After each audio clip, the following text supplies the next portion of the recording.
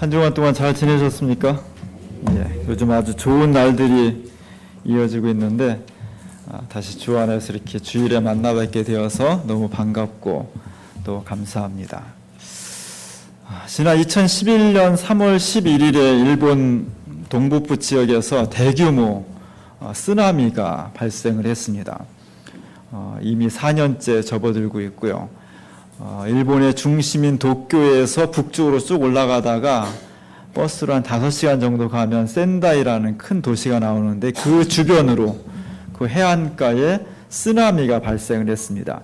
일반 해일과 다르게 쓰나미는 그냥 파도가 치는 것이 아니라 바다 밑에 있는 지층이 서로 엇갈리는 거거든요. 굉장히 큰 규모의 해일이 일어나서 저거 한번 일어나면 보통 내리고 10km 정도까지 피해를 입게 됩니다.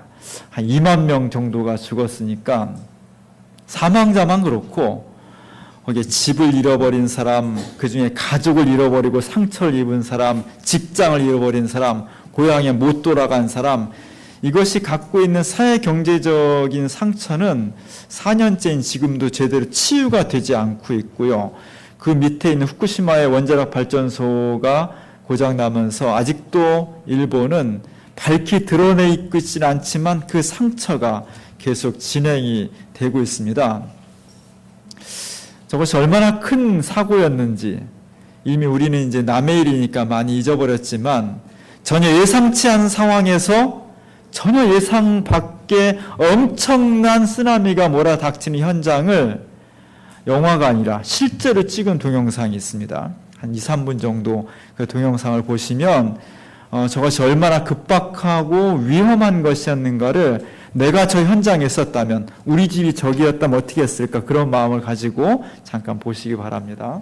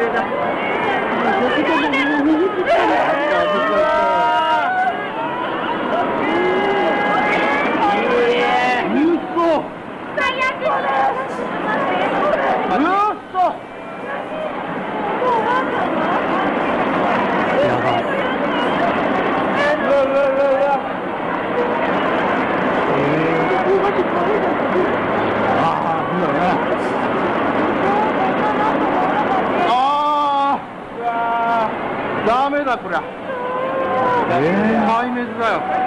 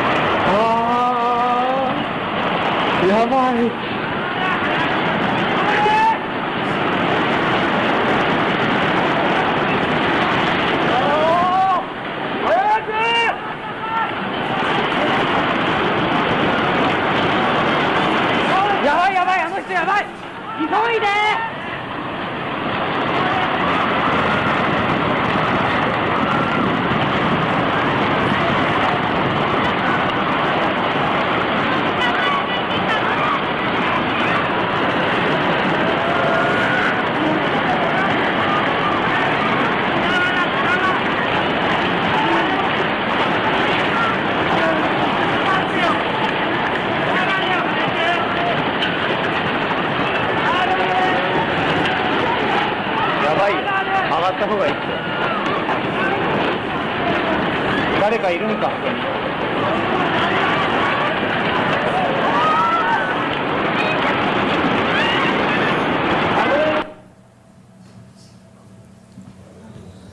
우리가 만약 저 현장에 있었다면 정말 숨이 막힐 정도의 큰 사고였고요.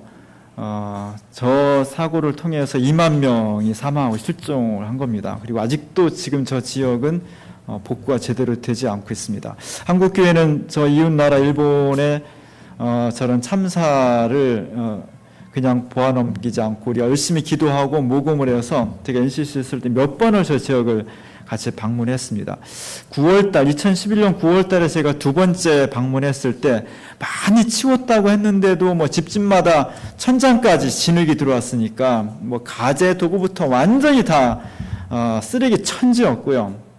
저 할아버지는 지금 저렇게 팔을 놓은 데가 자기가 저기 잡고 물이 차 있는 것을 간신히 목만 내밀고 견뎌서 그래도 다행히 더 이상 차오르지 않고 빠지기 시작해서 살아남았다는 걸 저희한테 지금 설명을 하고 있는 겁니다. 저걸 붙들고 있으면서 얼마나 두렵고 공포스러웠을까요? 저 지역의 수많은 집들이 나중에 차를 타고 와서 보니까 완전히 다 허허벌판이 되어버렸습니다. 원래부터 허허벌판이 아니고 저 지역에 다 집, 공장, 학교 이런 것들이 다 있었던 거예요. 교회도 있었습니다. 교회도 다 흔적도 없이 사라져 버려서 나중에 저기에다가 십자가 세우고 교회였다 이렇게 표시를 했었고요. 지금 저기 풀만 나 있는 지역들이 전부 다 집이 있던 지역입니다.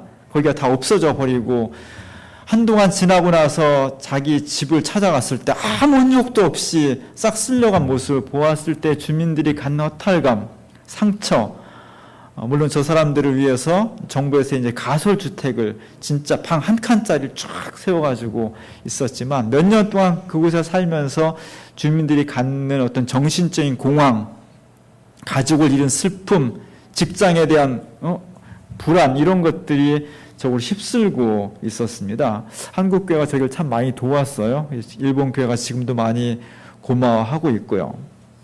어떤 사람들이 일본이 좀 가라앉았으면 좋겠다. 그런 생각하는 사람도 있어요. 절대 그렇게 생각하면 안 됩니다. 우리가 이웃집이 있으면 잘 지내야지. 집은 이사 갈 수도 있지만 나라는 이사 갈 수가 없는 거예요. 그냥 죽으나 살아야 돼 그냥. 그러면 이웃지간이 서로 편안하려면 일본이 잘 살아야지. 점점 가라앉고 있다니까 잘 됐다. 빨리 가라앉았으면 좋겠다. 저놈들 그냥 저 쌤통이다. 망했으면 좋겠다. 이렇게 생각하면 안 됩니다. 왜냐하면 우리가 만약 우리 땅이 지금 점점 가라앉고 있고 이 땅에 더욱서 살 수 없는 상황이 된다면 어떻게 하겠어요? 할 수 없지만 그냥 다 죽자 이러겠습니까? 그러지 않는 거죠. 어떻게든지 옆 나라로 가서 침략해서 살아야 된다. 그런 것이 만들어지는 겁니다. 그러면 지금 우리보다 훨씬 큰 경제력, 인구, 군사력, 정보력 과학기술이 발전된 나라가 우리나라 침략해 오는 걸 왜? 살기 위해서.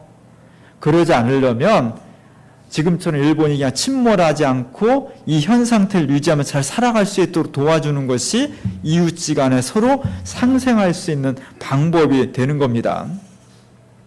일본 사람들은 굉장히 강한 백성들이에요. 하도 지진이 많이 일어나니까 저 전날 9월달 저기 가는데도 고속도로 5시간 가는 거였는데 중간에 지진이 나가지고 고속도로가 통제되는 바람에 국도로 차가 다 빠져나가서 9시간가 10시간 걸려서 밤 11시에 도착을 했어요.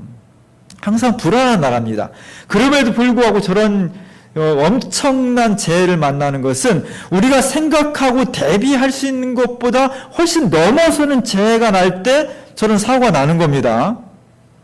우리 인생에 나는 내 인생에 어떤 재해도 다 막을 수 있을 정도로 완벽하게 내가 시스템을 갖춰놨다. 나는 든든하다. 그렇게 말할 수 있는 사람이 있을까요? 우리 사회와 역사는 어떤 시련이 와도 다 견딜 수 있어. 그렇게 자신 있게 말할 수 있는 사람이 누가 있겠습니까? 오늘 우리 시대는 우리 인생은 그래서 항상 불안과 고통이 우리 속에 들어와 있는 겁니다. 오늘 제가 주부에 1428년도에 그린 마사초의 낙원으로부터 쫓겨난 아담과 하와라는 그림을 실었습니다. 마사초라는 사람은 우리나라 나이로 28살 때, 만 27살 때 죽었어요. 근데 저 사람은 미술 회화사에 있어서 그 이전의 1000년과 그 이후의 500년을 이렇게 구분짓게 하는 르네상스의 아주 획기적인 그런 사람입니다. 그래서 미켈란젤로는 이런 말을 했어요. 미술사에서는 미켈란젤로는 모든 사람을 가르쳤는데 마사초에게서만은 배웠다. 이런 말이 나올 정도로 유명한 화가입니다. 저런 사람 보면 좀 짜증나요. 부럽기도 하지만 나는 저 사람보다 2배를 거의 살았는데 별로 한 일도 없는데 저 사람은 27살밖에 안 살았는데 1000년의 역사를 구분짓는 그런 위대한 화가라는 게 좀 부럽기도 하고 짜증스럽기도 해요. 위대한 사람입니다. 저 사람이 피렌체에 있는 한 작은 소성당 벽에다가 그림을 그린 거예요. 피렌체에는 옛날에 성공한 정치인이나 상업가들은 자기 돈을 성당을 짓는 데 썼어요. 왜냐하면 그 성당을 지어서 바치면 자기가 나중에 구원받는 데 훨씬 유리하다고 생각을 해서 돈 있는 사람들이 그렇게 기부를 많이 했습니다. 그리고 자기가 원하는 화가들을 불러서 사방 벽면을 성서의 이야기를 가지고 그림을 그린 거예요. 그 당시 피렌체에는 마솔리노라는 화가가, 유명한 화가가 있었습니다. 그 사람을 불러서 그림을 의뢰했는데 이 화가가 그림을 그리다 보니까 혼자 못 그리겠는 거예요. 그래서 저 고향 시골에 있는 마사초라는 젊은 후배를 불러다가 너도 한 큰 그려 준 겁니다. 근데 나중에 보니까 마솔리라는 화가가 그린 그림보다 마사초라는 화가가 그린 그림이 훨씬 위대한 그림이 되어버린 거예요. 그곳에 보면 마솔리도 똑같은 주제를 가지고 에덴 동산에 있는 그 아담과 하와를 그렸습니다. 저길 보면 두 남녀의 멋진 누드를 그린 거예요. 그냥 동산 안에서 별 감흥 없이 있는 그들의 모습을 그린 겁니다. 근데 비슷한 주제를 그렸던 마사초는 그 사람의 외형이 아니라 지금 막 낙원으로부터 쫓겨나고 있는 아담과 하와의 내면적인 실존을 그린 거예요. 쫓겨나는 사람은 지금 등지고 있는 곳은 낙원입니다.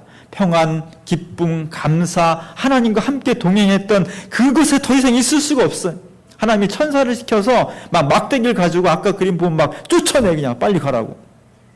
그들이 나아가는 곳은 저 푸른 초원에 생명이 가득한 곳이 아니라 가시덤불과 엉겅퀴가 가득한 곳, 가뭄과 노동이 있는 곳, 여성은 이 해산을 해야만 종족을 보존해야 되는 그런 고통이 기다리는 곳이었습니다.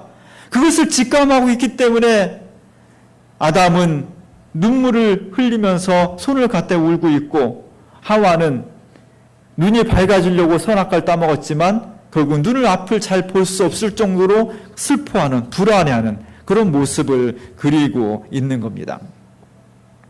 이것을 통해서 화가는 하나님을 떠난 인간이 풍요롭고 행복하고 자유로운 인간이 아니라 그 내면 깊은 곳으로부터 어쩔 수 없이 불안에 시달리고 있다. 그것은 곧 아담과 하와만의 이야기가 아니라 그 후손인 모든 사람들이 공통적으로 가지고 있는 인간의 불안이 근원적으로 저기서 비롯되어 있다는 것을 우리에게 보여주고 있습니다. 500년 전에 르네상스의 위대한 화가들의 발견은 원근법을 발견한 것이었어요. 지금 우리가 원근법이 그냥 당연한 상식으로 돼 있죠. 가까운 구역은 크게 그리고 멀리 있는 것일수록 작아지는 겁니다. 이게 원근법이에요.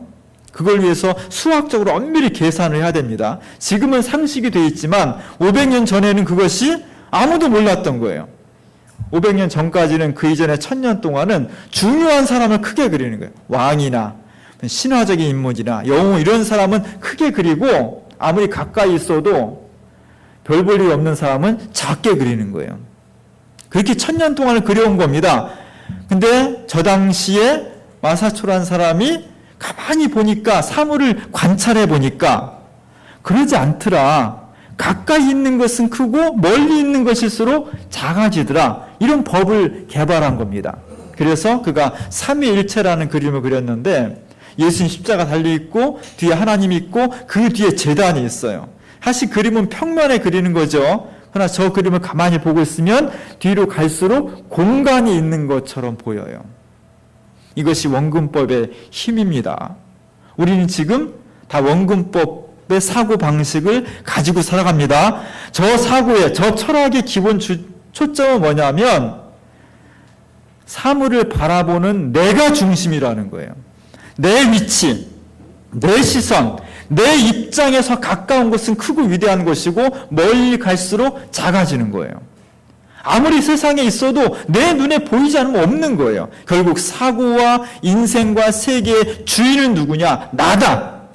그것이 500년, 600년 전에 르네상스 화가들을 통해서 발견된 원근법이 가져온 사고의 혁명이었습니다.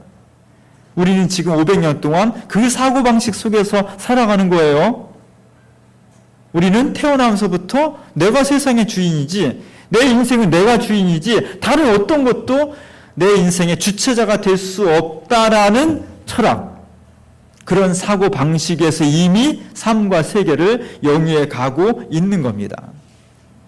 문제는 그것이 옳으냐예요. 문제는 그렇게 해서 우리가 정말 행복해질 수 있을까? 하나님 우리 인생과 역사에서 제거해버리고 우리는 정말 자유로워질 수 있을까? 구원받을 수 있을까? 그것이 문제가 되는 겁니다.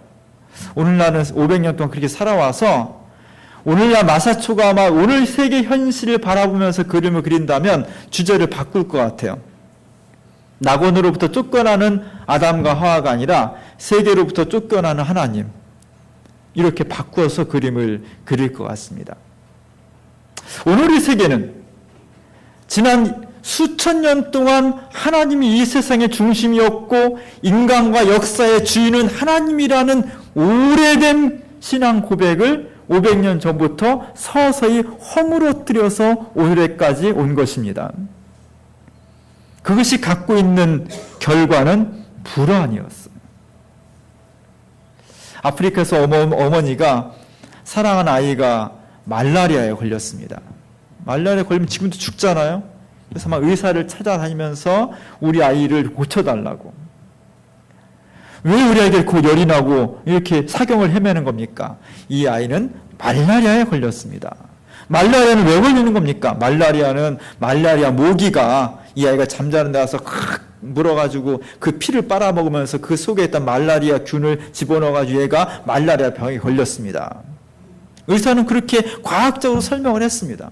그러자 이 어머니가 그 얘기를 다 듣고 나 다시 질문했습니다. 선생님, 근데 왜 그 말라리아가 우리 애한테 걸렸을까요?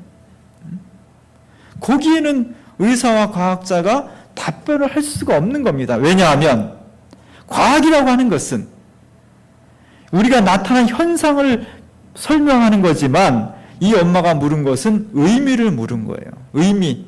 이 의미의 영역은 신앙과 종교의 영역이 되는 겁니다. 그런데 과학의 이름으로 지난 500년 동안 종교 신학의 영역을 다 부셔버린 거예요. 우리 인생과 역사의 기초가 되는 신앙의 의미를 다 부셔버린 겁니다. 그리고 마치 과학과 풍요, 기술 이런 것들로 인생이 구원받을 수 있고 진짜 행복해질 수 있다고 그렇게 믿어온 겁니다. 우리나라 사회의 큰 문제, 세계적인 큰 문제, 세계 전체 사회의 큰 문제는 자살이 급증하고 있다는 거예요. 우리나라는 지금 10년째 자살률 1위 국가입니다. 10년째 세계 최고예요. 다른 것도 세계 최고가 많은데 이런 건 1등 하지 말아야 되거든요. 1등이면 계속 10년째 1등. OECD 국가 중에서 평균적으로 자살하는 사람이 10만 명당 12명이에요. 우리나라는 거의 30명에 가깝습니다. 30명을 넘은 적도 있어요. 왜 이렇게 자살을 많이 합니까? 여러분 옛날보다 훨씬 잘 살아졌고 먹을 것도 많고 편리하고 부가 쌓이고 옛날에 비하면 지금은 엄청나게 잘 사는 사회예요. 그럼에도 불구하고 자살이 급증하고 있다는 것은 인간이라고 하는 존재는, 역사라고 하는 것은 그렇게 먹고 마시는 것이 풍족해지는 것으로, 세상이 편리해지는 것으로만은 해결할 수 없는 궁극적인 다른 문제가 있다는 겁니다. 그것이 의미의 문제예요. 우리는 왜 사는지, 무엇을 왜 살 것인지, 이런 것들이 이런 것들을 제공해 주는 것이 하나님이고 종교인데 그 종교의 기반을 계속해서 약화시켜 온 겁니다. 하나님을 계속 세상부터 쫓겨낸 거예요. 하나님 더 이상 필요 없습니다. 내 인생은 내 것인데 세계 역사는 우리가 만들어가는데 왜 하나님 관여하십니까? 더 나아가서는 더 이상 하나님은 없다라고 하는 것이 500년 전부터 지금까지 앞으로 계속되어지는 인간 세상의 주장이라는 겁니다. 그럴수록 인간이 왜 살아야 되는지, 잘 살긴 하는데, 배불리 먹긴 하는데, 편리하게 살아가긴 하는데 내가 왜 살아야 되는지에 대한 근본적인 의미를 찾을 수가 없게 되는 겁니다. 기껏 하는 얘기는 그냥 주어졌으니까, 내가 왜 살아야 되는지 모르지만 내가 던져줬으니까 그냥 살아가는 거지, 이것이 최선의 대답인 겁니다. 이런 사회 속에서는 죽음을 막을 수가 없게 되는 거죠. 사실 우리는 지난 500년 동안 우리의 인생과 사회의 역사 전체를 든든하게 기초 지어져 있는 그 근거를 다 허물어뜨리고 살아왔습니다. 오늘 예수님께서 인생을 살아가는 두 가지 삶의 양태가 있다고 말씀하고 있습니다. 하나는 든든한 집을 짓는 사람과 모래 위에다가 집을 짓는 사람. 그 두 가지 양태가 평상시에는 별로 차이가 안 나 보인다는 거예요. 근데 마치 일본 동북부 지역에 거대한 쓰나미가 몰려올 때처럼 우리 인생에 홍수가 나든지 태풍이 불든지 위기가 찾아오면 그 사람의 삶이 든든한 반석에 세워져 있느냐 아니면 모래 위에 세워져 있느냐가 확연하게 드러날 수밖에 없다는 겁니다. 모래 위에 집 멋있게 졌죠? 전 정말 멋있는 집입니다. 단 조건이 있습니다. 저기에 반드시 절대로 파도가 치면 안 돼.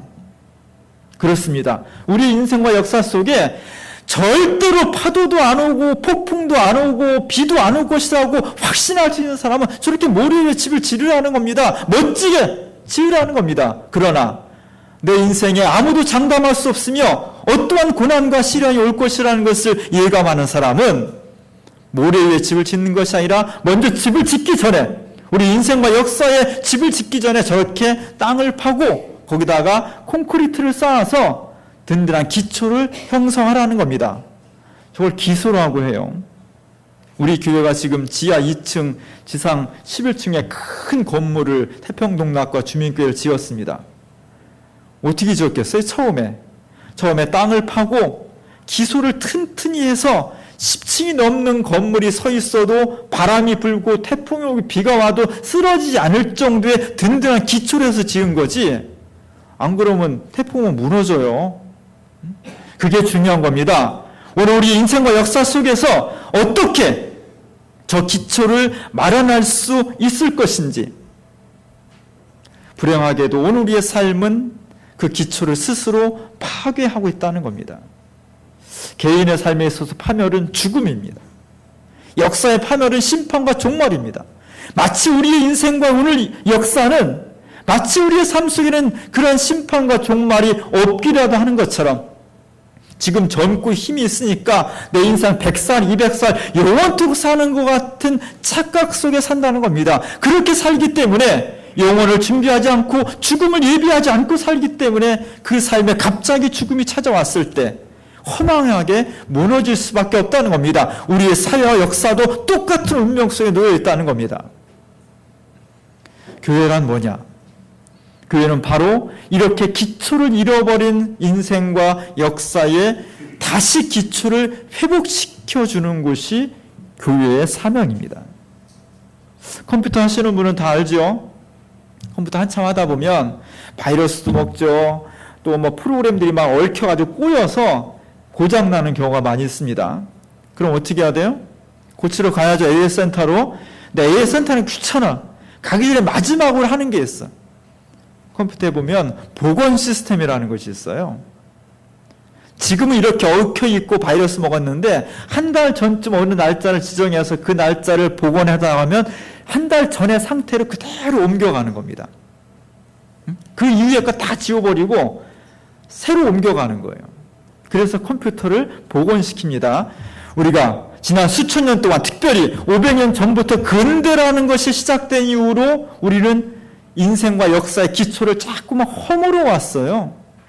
하나님 없이 살아도 된다고. 그것이 지금 인간 내면의 불안으로, 자살로, 세계 역사의 불행으로 그렇게 치닫고 있는 겁니다. 오늘 우리는 모두가 다 행복해야 돼.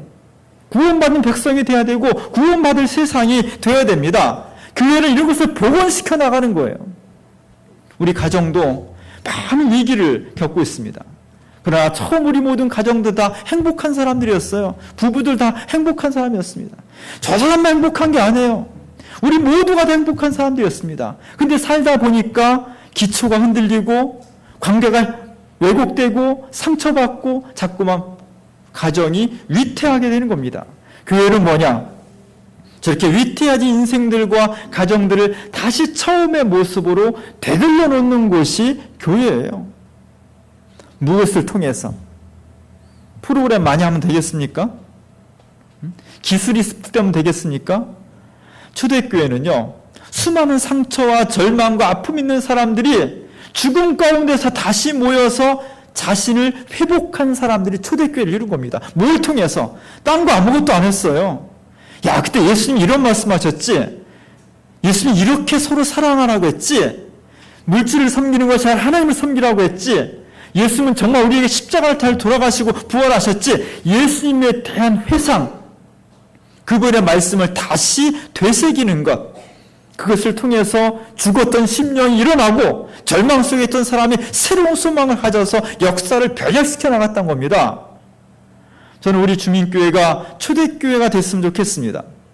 특별히 500년 동안 끊임없이 인생과 역사의 기초가 된 하나님을 점점 더 파괴해버리고 있는 오늘의 시대와 상황을 향해서 하나님이 우리의 기초이십니다. 예수 그리스도가 진정 우리 인생과 역사의 주인이시라는 증언을 끊임없이 선언할 때 우리가 새로운 반석에 설 수가 있는 겁니다. 우리 각성해야 됩니다. 그리고 두려워해야 돼.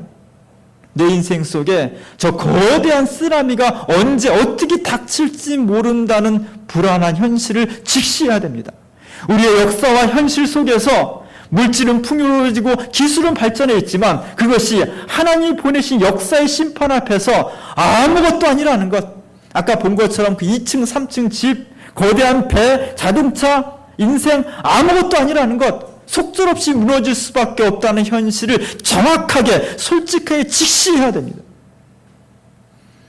그래서 우리의 인생과 역사를 새롭게 반석에 세울 수 있는 것, 그것은 주님의 은혜, 그리스도의 십자가와 부활의 능력 가운데 서야 된다는 것을 우리 스스로 확신해야 됩니다. 그리고 죽어가는 세상을 향해서 다시 기초를 복원해야 된다고 선언해야 됩니다. 세상에 좋은 것이 많지만 그것이 우리를 구원할 수 없습니다.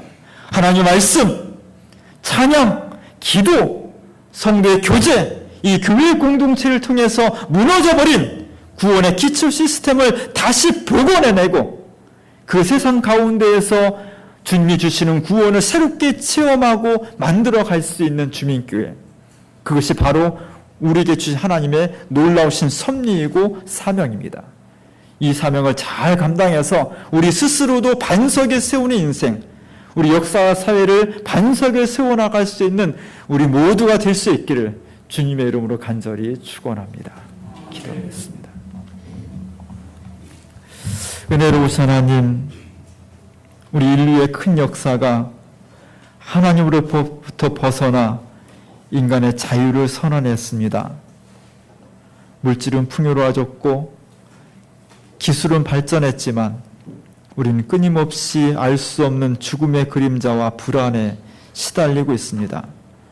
주여 우리를 깨우치셔서 하나님께 돌아가는 길만이 진정한 구원의 길이고 행복의 길임을 체험하게 하시옵소서.